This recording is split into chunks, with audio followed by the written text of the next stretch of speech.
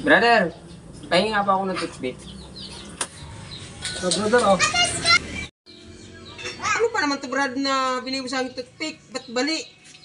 Ano na po, Brad? Ginagamit ko, hindi naman bala eh. Ibig sabihin, ginamit mo na to. Kaya naman ko, brother. Brother, Bakit po, brother? kain ka nga po. Ilan takal po, Brad?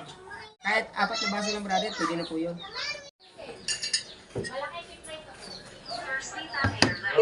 Paano ba to?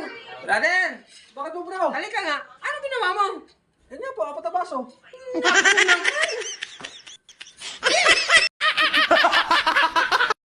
Brother! Kailangan po ako sa inyo. Ano po yan? Brother, po ako 50. Wala akong pera ngayon. Bibili lang po ako itlog. Wala pera ngayon, brother. Pasensya ka na. Wala po talaga eh. Walang kita eh. Dami talaga, Brad. Bah!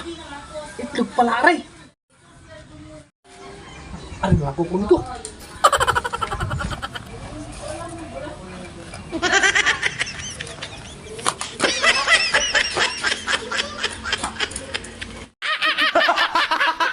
Posok! Ano po yan, bro? Kumuha po ako ng 1 kilo isda. Pakulam natin. Sige po. Mali, brother, kanina pa ako din na nag-aantay. Wala pang isda. Brother, nandito na po ako. Nandito na yung isda mo. Ano ko, brother? Ang dami mo yan! Hindi ka isang kiluhan at saka isang isda. Isang kilong isda. Hindi ka sabi mo isang kilong isda. Wala sa iyo. Wala. Isang kilong isda nga.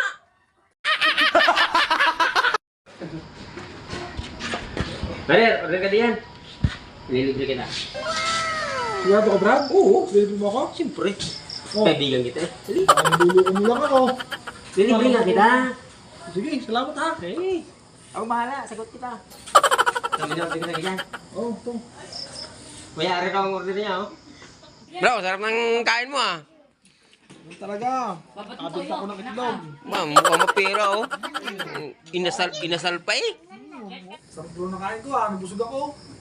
Oo nga, eh. Pati nga yung buto, eh. Pinapak mo, eh. Dito mo na ako. Sige, ating kita dito. Akala niya siguro, eh. Lilibre ko siya. Hindi nga ako yung itlog ko ng manok ko, eh. Gaganti ako sa kanya, mga ito. Brother, halika nga. Eh, tumawag kanina yung yung teacher. Oh, bakit daw? Eh, sabi, bakit ka raw absent? Aba, anong kasi absent? Ako kayo natawag sa kanila. Di, hindi. Na, Sabado at Linggo yung brother, eh, kayo pumasok.